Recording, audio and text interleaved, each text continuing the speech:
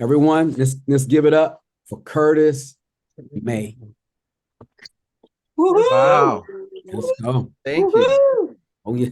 So Curtis, you want me to give you 10 years ago, I don't know if I knew. Yes, I did. I just was starting to do this stuff. I've been so thanks for the real Jubril for giving me the opportunity to share with you all. absolutely. And I'm gonna give you kind of a overview of a framework, and then I want you to kind of ask me questions. So I'll kind of keep it I'm gonna talk, but I kind of want you to ask questions, and I'm gonna stop and let's talk about savings, because how many of you all on the call have a goal of becoming financially free or financially independent? Okay, somebody unmute and tell me what that is. What that say that? What does that mean to you? That means not having, for me, a 9 to 5, Mm-hmm. but able to freely do the things that I desire to do, work for myself, be able to leave behind generational wealth, Mm-hmm. and have that wealth that I can share in the now, in the present, as well. Having my time, things that I want to do, I'm able to do those things. Okay. And see, so that takes a plan. And so I would argue most people who say they want that, if I were to look at their cash flow statement, their budget, I wouldn't see any evidence of that. You may not even see a budget. Right. So we're talking about that, right? But guess what? So how many of y'all read The Richest Man in Babylon? Yes. Who has not? Downloaded it and I haven't read it yet. Okay. That's the fundamental. So I'm going to cover that. How many of y'all read Rich Dad Poor Dad? Yeah. Parts of it. Okay. Yes. So if you are trying to be, so rich people think differently than poor middle class people. All right. So it's hard to win a game when you don't know the rules. Right. And so most of us are playing the rules of the money game, and we either don't know the rules, we are playing by the wrong rules, or we don't know the rules at all. So let me hit this first before I go into the cash flow, because I want you thinking right. And so there's the game going on, and we are not playing the right game. And so this is my passion. So real quick story. I've been in the industry since 1985. When I realized the NBA was not looking for 5'11" shooting guards. Okay. And so I got my insurance license at college, my investment license a couple years after that.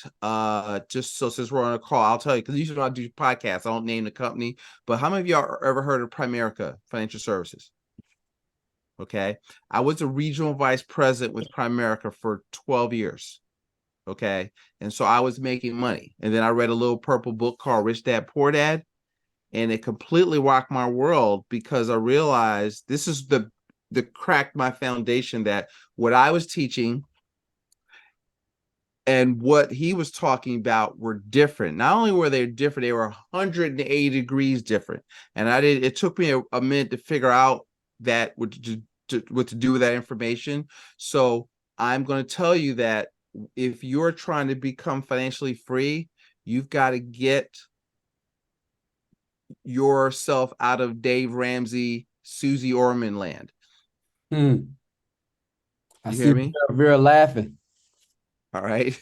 And why's my thing? I love it. So you're going to have to think different. So I'm going to show you the games. So there's two games being played in the financial world. Here it is. Oh, here it is. Okay. Velocity. I'm trying to open my thing up here. Velocity. Why is my thing not working? And again, you know that all the replays are in Discord and they're being recorded, but you can take a screenshot if you just want something now, because this thing looks neat. It reminds me of something inside of a car. Right. So let me just tell you, because somehow my thing is not coming up. The what happens is there's two schools of thought when it comes to money. There it is. All right. So there's the velocity method, or what you would call personal finance. How many of y'all read a book by Gary Oh. Curtis called Killing Sacred Cows? Never heard of it. So now I hope y'all writing these down. I'll send you, I have a list of recommended reading. I'll try to put it up there so y'all can go to some of this stuff, because one of the things that I can't say I require because y'all are grown, but we strongly suggest our clients read a book a month on money. Okay. Or which breaks out to about 10 to 12 pages a day. And if you're really serious, I would read $2 a month, one on money and one on skills, right? How to win friends, influence people. Mm.